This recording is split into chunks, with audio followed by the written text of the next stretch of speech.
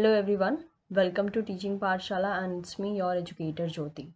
आज हम बात करने वाले हैं आपके शिफ्ट 1 पेपर सॉल्यूशन के बारे में, जो कि जिसे हम मेनली जून 2020 का अटेम्प्ट मानते हैं, लेकिन ये नवंबर के मंथ में हुआ था।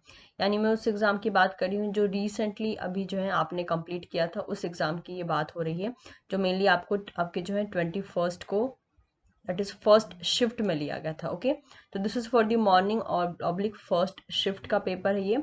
कुछ क्वेश्चन को मैं आपके सामने डिस्कस कर रही हूँ, बाकी जैसे जैसे क्वेश्चन सॉल्व होते रहेंगे मैं आपके लिए जो है वीडियो लेकर आती रहूंगी and this will be the part 1। तो सबसे पहले क्वेश्चन आता है हमारे सामने, that is which one of the following is not involve in the formation of a lipid raft. Lipid raft के फॉर्मेशन में यहाँ पे कौन सा फॉलोइंग ऑप्शंस एप्लीकेबल नहीं है, या कौन सा ऐसा यहाँ पे जो जो भी मेंशनिंग हो रखी है उनमें से कौन सा ऐसा मॉलिक्यूल है जो कि पार्टिसिपेट नहीं करता है। तो हमको पता है कि दैट इज लिपिड राफ्ट के फॉर्मेशन में कोलेस्ट्रॉल एंड स्फिंगोलिपिड का बहुत ही स्ट्रॉन्ग इंट्रैक्शन देखा जाता है। तो स्फिंगोमालिन तो वेरी ऑब्वियस स्फिंगोलिपिड का ही एक पोर्शन हो गया, तो ये तो हो नहीं सकता, राइट। कोलेस्ट्रॉल भी होता है, ठीक है, कोलेस्ट्रॉल भी होता है, स्फिंगोलिपिड में ही एक स्फिंगोमालिन एक कैटेगरी चली आती है। ग्लाइकोलिपिड्स भी देखा जाता है।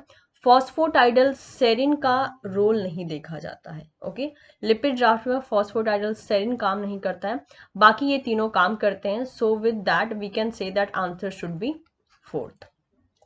ऑल्दो एक और चीज मैं बता देना चाहती हूँ, यहाँ पे जो भी मैं आंसर दे रही हूँ that is just a tentative answer.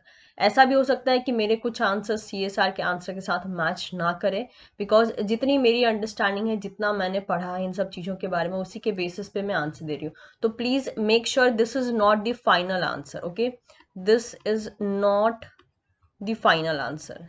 इसे आप एक ढंग से आप एक रफ एस्टिमेशन कह सकते हैं, जिसको कि आप अपने पेपर इवैल्यूएशन के लिए यूज कर सकते हैं। तो दिस इज अ डिस्क्लेमर। और ऑल्दो आपको अगर ऐसा लगता है कि नहीं किसी एक ऐसा क्वेश्चन है जिसका आंसर कुछ और होना चाहिए, तो आप अपने व्यूज मेरे साथ कमेंट बॉक्स में शेयर कर सकते हैं। तो this is not at all a final answer, ये मेरी तरफ से आंसर है कि ये जितना भी हमने पढ़ा उसके बेसिस पे आज हम आंसर डिस्कस कर रहे हैं। अगला क्वेश्चन है, myosin molecule that assemble into the bipolar filament in the muscles are. अब ये क्वेश्चन एक दम डायरेक्ट पूछा हुआ है, अगर आपको आता है तो आप कर पाएंगे, नहीं आता है तो आपको ये बिल्कुल ही छोड़ना पड़ेगा। तो बाइपोलर फिलामेंट में मायोसिन मॉलिक्यूल जो कि असेंबल होते हैं mainly in case of a muscles, they are myosin 2। Okay, अगला क्वेश्चन काफी बढ़िया सा है, which one of the following amino acid is characteristic of and is conserved in response regulator? The key word of this question of a plant two component system. Plant में भी to component system पाए जाते हैं, ठीक है, phosphorylate to component system भी पाए जाते हैं। तो प्लांट में जब ये टू कंपोनेंट सिस्टम पाए जाते हैं, तो एक तो होता है that is sensor area, sensor domain जिसको कि हम कहते हैं, और एक होता है रिस्पॉन्स रेगुलेटर जिसे हम RR कहते हैं। तो सेंसर डोमेन के पास जो है नॉर्मल टू कंपोनेंट सिस्टम में हिस्टिडीन रेसिड्यू कंजर्व रहता है, एंड रिस्पॉन्स रेगुलेटर के पास that is your aspartic residue conserve रहता है। तो यहाँ पे पूरे टू कंपोनेंट सिस्टम में नहीं पूछा है, आपसे पूछा है रिस्पॉन्स रेगुलेटर में कौन सा अमाइनो एसिड कंजर्व रहता है, तो answer should B that is aspartic acid. अगर आपसे सेंसर काइनेज डोमेन या सेंसर डोमेन पूछा होता तब आपका आंसर जो है हिस्टिडीन होना चाहिए था, बट यहाँ पे आपसे पूछा है दैट इज रिस्पॉन्स रेगुलेटर के केस में। अगला क्वेश्चन, ओके, यहाँ से जो है क्वेश्चन आपके डेवलपमेंटल बायोलॉजी के शुरू हो जाते हैं, ठीक है। अगला क्वेश्चन है, in echinoderms sperm direction is mediated by. अब यहाँ पे क्वेश्चन घुमाया गया है, कैसे? अगर आपको पता नहीं है कि काइनोडर्म कौन होते हैं, सीधी सी बात है, इन्होंने जो है सी आर्चिन के बारे में पूछा है। सी आर्चिन को काइनोडर्म भी कहा जाता है। इससे रिलेटेड वीडियो ऑलरेडी टीचिंग पाठशाला पे है, और ये सारी चीजें मैं प्लस पे भी पढ़ा चुकी हूँ। तो टीचिंग पाठशाला पे भी अगर आपने ये सारे वीडियोस देखे होंगे तो आप इजीली इनका आंसर कर पाएंगे। So in echinoderms sperm direction is provided by, sperm को डायरेक्शन देने वाला ऐसा कौन सा मॉलिक्यूल होता है जो कि बाद में हेल्प करता है फर्टिलाइजेशन में, ठीक है। तो स्पर्म को डायरेक्शन देने वाला जो यहाँ पे प्रोटीन होता है that is a your resact protein, जो किसके थ्रू सिक्रीट होता है, दैट इज एग जेली के थ्रू सिक्रीट होता है। ओके, एग जेली के थ्रू ये सिक्रीट होता है। एग जेली से सिक्रीट होने के बाद ये डायरेक्शन प्रोवाइड करता है स्पर्म को मूव करने के लिए, और वो डायरेक्शन ऐसी होती है क्योंकि एग से ही रिलीज हो रहा होता है, तो वेरी ऑब्वियस वो स्पर्म को एग की तरफ अट्रैक्ट कर रहा होता है, डायरेक्शन दे रहा होता है। तो it will be reset protein binding जो है that is it use to act like a ligand जो कि स्पर्म पे प्रेजेंट होता है। EBR1 दैट इज एग पे प्रेजेंट होता है एज अ रिसेप्टर। कैल्सिन्यूरिन का जो है आप फंक्शन नॉर्मल जब सिग्नलिंग वगैरह चलता है तब आप देख सकते हैं, बट बाकी सब अगर कहें कि कौन डायरेक्शन प्रोवाइड करता है तो it should be reset protein. तो आंसर शुड बी 3। अगला question, if an early cleavage stage if an early cleavage stage wild type Drosophila embryo is injected with the bicoid mRNA at the posterior pole, then what happen? सबसे आसान question, सीधी सी बात है। Bicoid का main काम क्या होता है? Head बनाना। अगर हाईएस्ट कंसंट्रेशन में रहता है तो हेड बनाएगा, और मॉडरेट कंसंट्रेशन में अगर होता है बाइकॉइड तो क्या करेगा? थॉरिक्स बनाएगा। यही आपको सिखाया गया है, राइट? अकॉर्डिंग टू द, मैं सारा information according to the latest edition of Gilbert जो है आपको दे रही हूँ। तो यहाँ पे आपको बोला गया है कि पोस्टीरियर एरिया में बाइकॉइड को ऐड कर दिया गया है, तो वेरी ऑब्वियस जब पोस्टीरियर एरिया में हम बाइकॉइड को ऐड कर देंगे दैट मीन्स हम वहाँ पे बाइकॉइड का ग्रेडियंट स्टेब्लिश कर दे रहे हैं। तो मतलब ये हो गया कि पोस्टीरियर एरिया में भी एक हेड बनना चाहिए। और क्वेश्चन में जो है पढ़ के मालूम पड़ रहा है कि एक नॉर्मल एम्ब्रियो की बात की गई है, और एक नॉर्मल एम्ब्रियो कैसा होता है? एक नॉर्मल एरिया का यहाँ एक नॉर्मल एम्ब्रियो का यहाँ पे एंटीरियर पोर्शन होता है, यहाँ पे पोस्टीरियर होता है। तो बाइकॉइड तो यहाँ रहता ही है, और आप बाद में जो है यहाँ पे भी बाइकॉइड इंजेक्ट कर दे रहे हो, तो क्या होगा?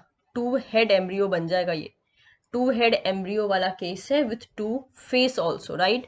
तो यहाँ पे है head structure develop at a posterior pole while the same is inhibited at anterior.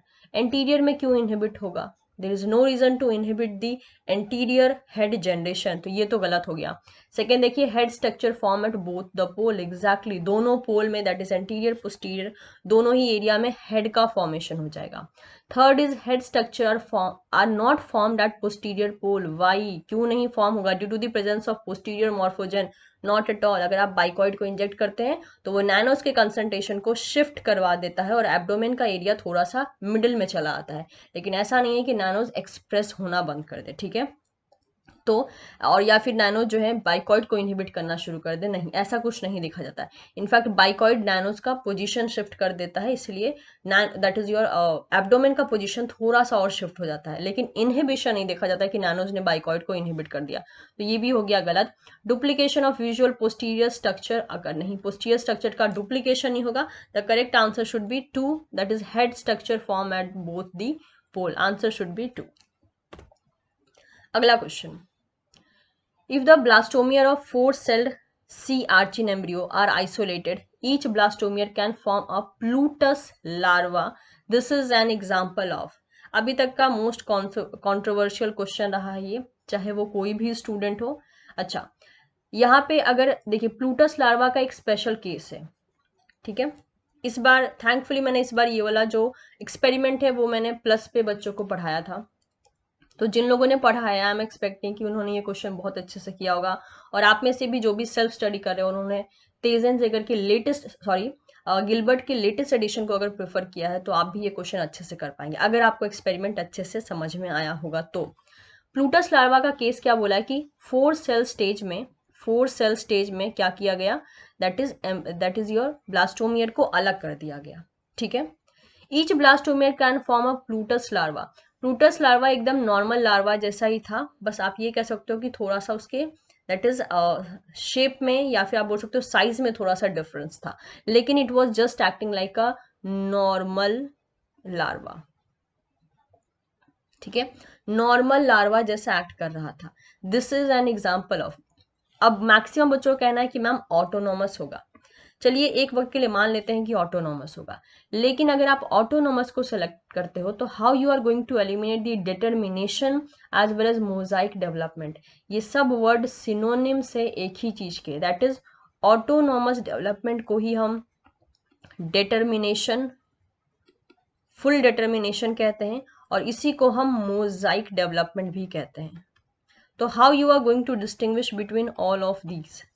एक एक चीज होती है जिसे हम बोलते हैं ऑड ऑप्शन आउट। तो अगर आप क्वेश्चन में कंफ्यूज भी हुए थे तो ये चीज आपके दिमाग में क्लिक करनी चाहिए थी कि भाई पहला option, third option, fourth option, सबका मीनिंग तो एक ही होता है, यानी इस क्वेश्चन में कुछ ना कुछ गड़बड़ है। ये वो बच्चों के लिए आइडिया था जो कि कंफ्यूज हो रहे थे क्वेश्चन में, लेकिन जिन्होंने एक्सपेरिमेंट को अच्छे से पढ़ा है उनको ये पता होना चाहिए था कि अगर एक ब्लास्टोमियर को हम निकाल दे रहे हैं तो वेरी ऑब्वियस उस ब्लास्टोमियर का ऐसा तो नहीं था ना कि वो पूरा का पूरा ऑर्गेनिज्म बना सकता था, लेकिन प्लूटस लार्वा यहाँ प्रॉपर ढंग से बन रहा है, दैट मीन्स एक एम्ब्रियो फुल ऑर्गेनिज्म बना दे रहा है, राइट। फुल ऑर्गेनिज्म बना दे रहा है मतलब इसके पास ऐसी कैपेबिलिटी है कि ये और भी वैरायटी ऑफ सेल्स को फॉर्म करे और जो पार्ट लॉस हुआ है उसका कंपनसेशन करे। और कंपनसेशन किसके केस में होता है? कंडीशनल स्पेसिफिकेशन के केस में होता है। अगर ये ऑटोनॉमस होता ना तो मान लीजिए ये 4 सेल स्टेज था, इस सेल का काम था हार्ट बनाना, ठीक है, और अगर मैं इसको अलग कर देती तो ये सिर्फ हार्ट बनाता, ना कि full organism. I still remember, I think या तो स्पेशल क्लास में, अनअकैडमी के फ्री क्लास में या तो प्लस क्लास में मैंने कहीं तो ये चीज जो है रिवीजन के एंड टाइम में डिस्कस की थी कि there is a far difference between कि एक सेल को आप बाहर करते हो तो जो उसका फेट है सिर्फ वो वही बना रहा है या वो कंप्लीट ऑर्गेनिज्म बना रहा है। अगर वो कंप्लीट ऑर्गेनिज्म बना रहा है तो that is a case of a conditional development, क्योंकि वहां पे अगर ये हार्ट फॉर्मिंग सेल था तो ये फुल ऑर्गेनिज्म बना रहा है, मतलब और जो भी अलग अलग ब्लास्टोमियर्स की जरूरत थी उसका कंपनसेशन कर लिया गया। और कंपनसेशन अगर किया जाता है so that is the case of the what, conditional specification. Okay, so according to me the answer should be conditional specification. Although आप गिलबर्ट से भी टैली कर सकते हैं, वहां पे साफ साफ ये एक्सपेरिमेंट के बेसिस पे यही मेंशन हो रखा है कि this is a case of a conditional specification. अगला question, which one of the following plant homeotic gene does not encode MADS domain transcription factor involve in the floral organ specification? अगर आप में से कोई भी स्टूडेंट मुझे Unacademy के special class में अटेंड करता है तो मैंने एक दिन क्लास लिया था दैट इज ABCE मॉडल पे, ठीक है। वहां पे मैंने बड़ा अच्छा अच्छा आपको नोट्स दिया था जिसमें पहली ही लाइन ये लिखी हुई थी, जहां पे मैं जब मैथ्स बॉक्स के बारे में पढ़ा रही थी तो पहली ही लाइन लिखी हुई थी कि all the genes are included in the MADS box family except AP2। AP2 को छोड़ के बाकी सारे के सारे जीन्स मैथ्स बॉक्स फैमिली में आते हैं। ऑप्शन में दिया था AP2, AP1, AP3 and PIN AG, तो obviously your answer should B AP2। अगला question, maternal effect gene are extremely important in establishing the anterior posterior polarity of Drosophila embryo. Mutant phenotypes arises when genes of this family are mutated. The following table enlists gene and phenotype observed on a mutation of these genes but not correctly matched. पहला है gene यहाँ पे mention है, उसके बाद आपको mutant phenotype mention है। तो देखिए, पहला है टॉर्सो जीन में म्यूटेशन होगा तो क्या होगा, टॉर्सो जीन कहाँ पे एक्सप्रेस होता है? टॉर्सो जीन अगर मैं ये एम्ब्रियो बनाती हूँ तो टॉर्सो जीन यहाँ एक्सप्रेस होता है जिसे हम बोलते हैं terminal area, right, terminal area. अगर एंटीरियर में है तो ये वाला एरिया क्या बनाता है, दैट इज एक्रोन बनाता है, एंड ये वाला एरिया क्या बनाता है, दैट इज दी टेल बनाता है, जिसे हम मेनली टेल्सन कहते हैं। तो अगर टॉर्सो जीन में म्यूटेशन हो गया तो क्या हुआ, टर्मिनल ही नहीं बनेगा, मतलब ए का क्या हो गया, ए का हो गया फोर्थ, राइट। ऑप्शन देखिए जरा, ए का फोर्थ सिर्फ एक में है, तो कितना बढ़िया सा कॉम्बिनेशन दिया था कि अगर आपको एक चीज पता है तो आप सब कुछ कर लोगे। फिर भी नहीं पता है तो यहाँ से मोस्ट कॉमन देखिए, वासा, it is a new term जो कि इस पर इंट्रोड्यूस हुआ। ऑस्कर हमको पता है लेकिन सभी स्टूडेंट को मान लीजिए अगर इसका फंक्शन नहीं पता है तो चलिए इसको भी हमने साइड रख लिया। लेकिन what about bicoid? Bicoid is a very common name as well as a common gene.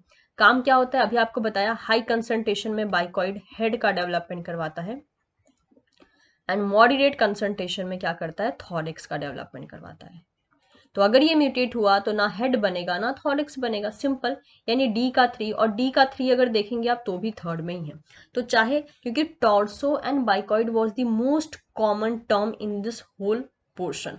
तो आप टॉर्सो एंड बाइकॉइड के थ्रू ही जाइए, क्या फर्क पता है आपने कौन सा रास्ता लिया, आखिरकार फाइनली आपको रिजल्ट पे ही जाना है, right.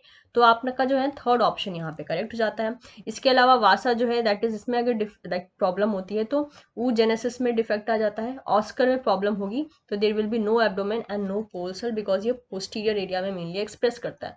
Although not at all problem, इस बार मैं इन सारे जीन्स को बढ़ाने वाली हूँ, दैट इज एन अनअकैडमी, तो कोई प्रॉब्लम नहीं है। But yes the answer should be 3। Okay, so इसके साथ हमने काफ़ी क्वेश्चन किए। रेस्ट और क्वेश्चन जो है मेरे आने वाली वीडियोस में आपको मिलेंगे पार्ट 2 में। बाकी जो क्वेश्चन है धीरे धीरे करके जितने क्वेश्चन सॉल्व करती जाऊंगी उतने क्वेश्चन मैं आपके लिए यहाँ पे जो है in the form of video present करती जाऊंगी। अभी जितने मुझसे सॉल्व हुए थे, आई मीन टू से लगभग अभी कुछ देर पहले ही मुझे इन्फॉर्मेशन मिली कि हाँ पेपर आ गया है, तो मैं सॉल्व करने बैठी, तो अभी जितने क्वेश्चन मुझसे सॉल्व हुए थे मैंने उसका आंसर बता दिया। जैसे जैसे पेपर सॉल्व होगा, मुझे टाइम मिलता रहेगा, वैसे वैसे मैं आपके लिए जो है इनका सॉल्यूशंस ऐड करती रहूंगी। So thank you so much everyone.